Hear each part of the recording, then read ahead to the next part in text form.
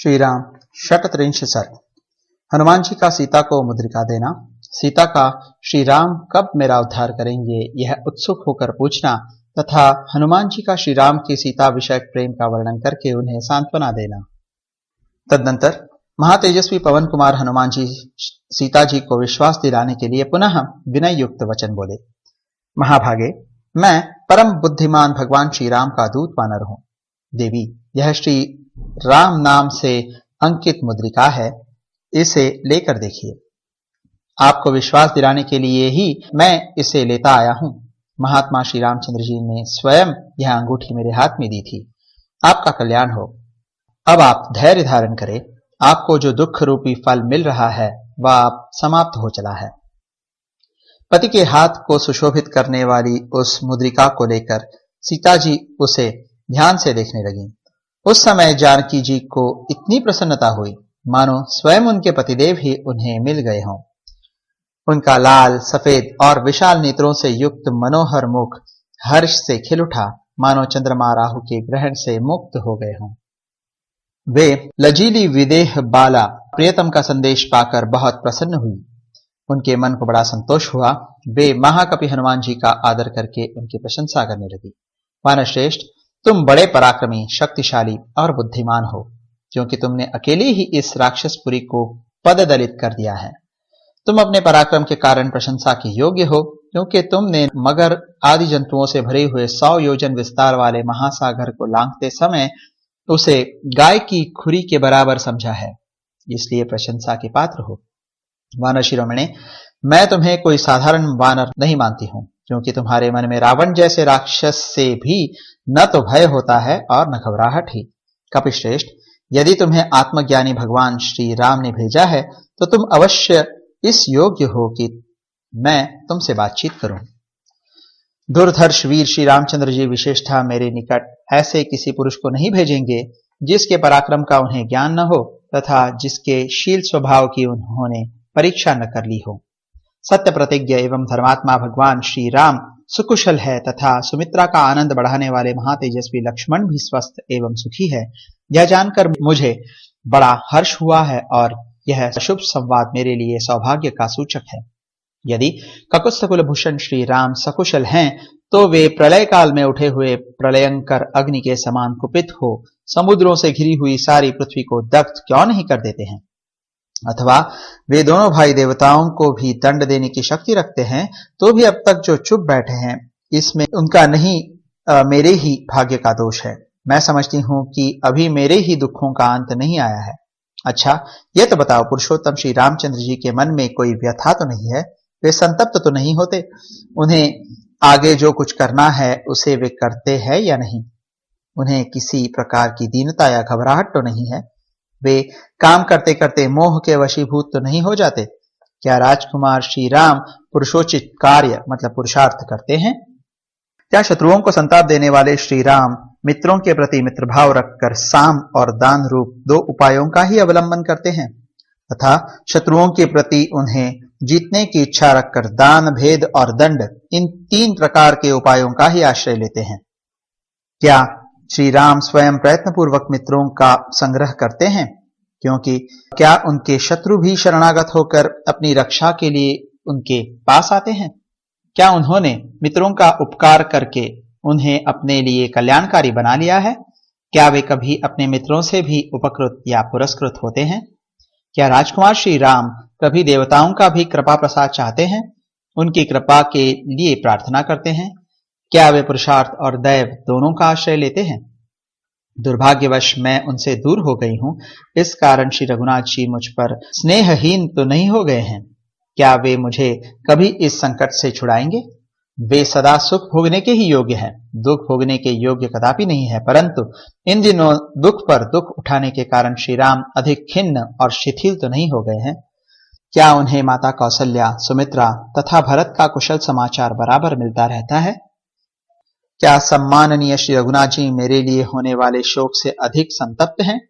वे मेरी ओर से अन्य मनस्क तो नहीं हो गए हैं? क्या श्री राम मुझे संकट से उबारेंगे? क्या भाई पर अनुराग रखने वाले भरत जी मेरे उद्धार के लिए मंत्रियों द्वारा सुरक्षित भयंकर औक्षहिणी सेना भेजेंगे?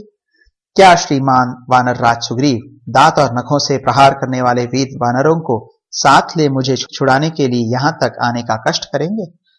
क्या सुमित्रा का आनंद बढ़ाने वाले शूरवीर लक्ष्मण, जो अनेक अस्त्रों के ज्ञाता है, अपने बाणों की वर्षा से राक्षसों का संहार करेंगे?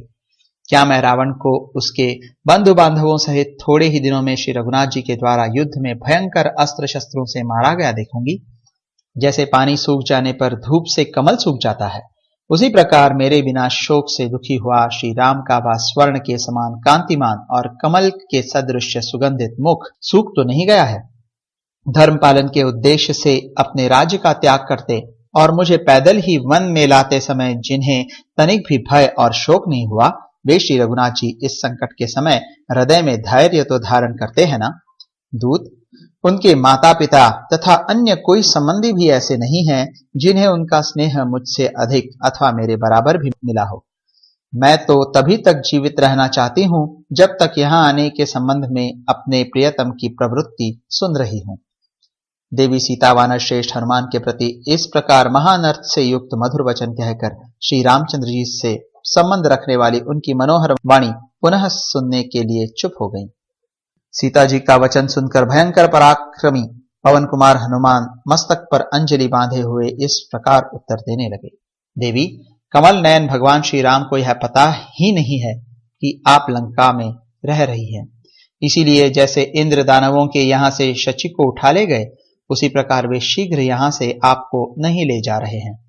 जब मैं यहां से लौट कर जाऊंगा तब मेरी बात सुनते ही श्री रघुनाथ जी वानर और भालुओं की विशाल सेना लेकर तुरंत वहां से चल देंगे।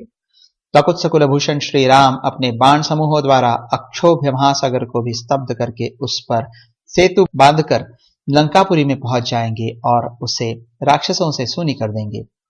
उस समय श्री राम के मार्ग में यदि मृत्यु, देवता अथवा बड़े बड़े असुर भी विघ्न बनकर खड़े होंगे तो वे उन सब का भी संहार कर डालेंगे।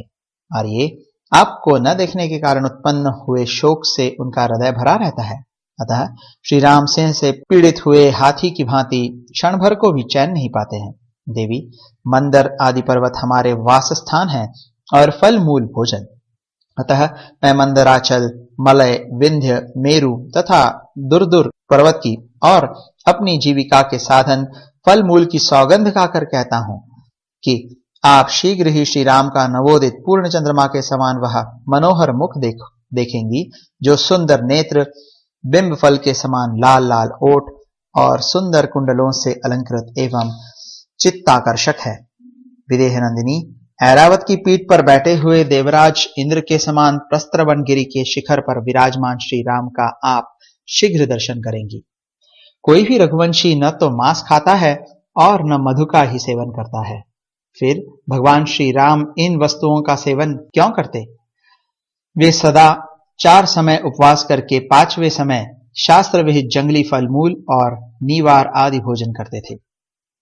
श्री रघुनाथ जी का चित्त सदा आप में लगा रहता है, अतः उन्हें अपने शरीर पर चढ़े हुए डांस, मच्छर, कीड़ों और सर्पों को हटाने की भी सुधि नहीं रहती।